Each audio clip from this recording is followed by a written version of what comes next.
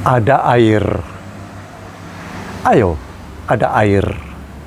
Teman-teman, ini saya lihat ulang buku ini. Ini buku memang dalam bahasa Inggris, tapi sudah begitu banyak dibaca orang. Let there be water. Ayo, ada air. Ini buku tentang Israel, bagaimana di Israel mereka yang tanahnya tandus tetapi air berlimpah karena mereka tahu mengelola air.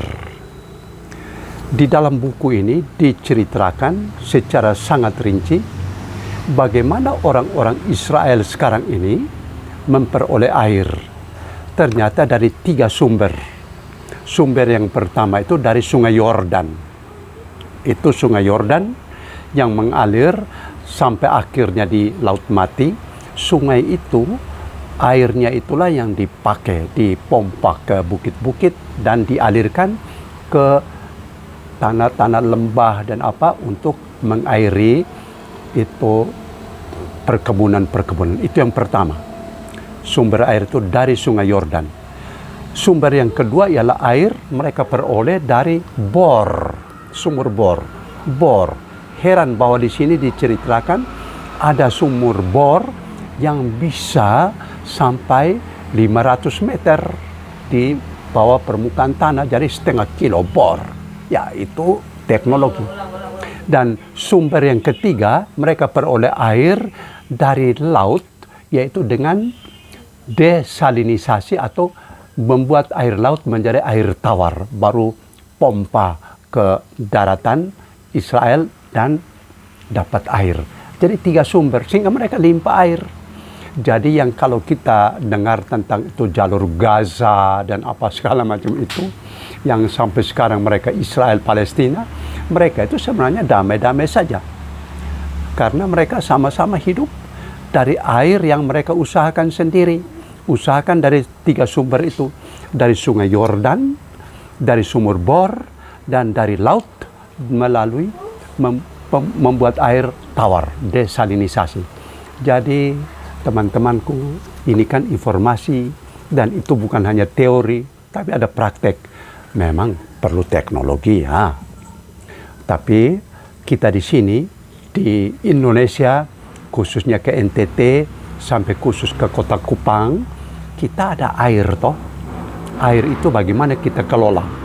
Dan di Israel, itu pernah salah seorang cucu saya, mereka praktek kerja di Israel 2 tahun, pulang saya tanya, itu dia punya nama Peter. Peter, selama engkau 2 tahun di Israel, pernah hujan kok? Dia bilang, opa, di sana memang pernah hujan, tapi rintik-rintik saja, selama sehari. 2 tahun tidak ada hujan? Ya, tidak ada hujan. Kalau kita di Kupang ini, di NTT, ini hujan berlimpah-limpah, mulai bulan November, Desember, Januari, Februari, 4 bulan. Air hujan itu kita buat apa? Kita tampung toh. Ini salah satu upaya kita.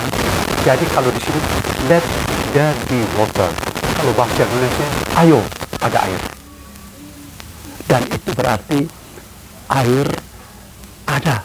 Hanya sekarang, kalau contoh konkret di Israel, mereka usahakan air yang ada itu baik alirkan dari Sungai Yordan, sumur bor, dari laut melalui desalinisasi atau melalui buat tawar air. Kalau kita di sini tampung atau di mana kalau ada kemungkinan bor, kalau itu tidak membahayakan, air pasti bisa berlimpah lah. Sampai kepada mau tawarkan air laut, itu teknologi terlalu tinggi. Jangan pikir itu dulu. Karena itu memang perlu mesin-mesin raksasa dan apa segala macam. Tetapi yang 2 itu, air yang ada, air hujan. Itu air, kita punya ada air terjun di Sumba, di Alor, dan apa itu air terjun. Itu air terjun itu kan mengalir sepanjang tahun. Terbuang percuma. Tampunglah Sehingga dengan demikian, dia menarik kita, para wisatawan, untuk lihat air terjun itu, tetapi di satu pihak kita manfaatkan. Sehingga sekitar air terjun itu hijau di mana-mana. Dan kita ini kan memang ada check dam, ada bendungan-bendungan. Inilah yang menjadi perhatian kita. Kalau mau kita hidup sejahtera, air, air, air. Terima kasih Tuhan, kami bersyukur atas anugerah kepada kami di wilayah Nusa Tenggara Timur, di pulau-pulau Flores, Timor, Sumba, Alor, Rote, ada air dan hujan turun berlimpah-limpah selama 4 bulan, November, Desember, Januari, Februari. Kami tahu, kami syukuri, itu adalah rahmat-Mu ya Tuhan. Air, air, air.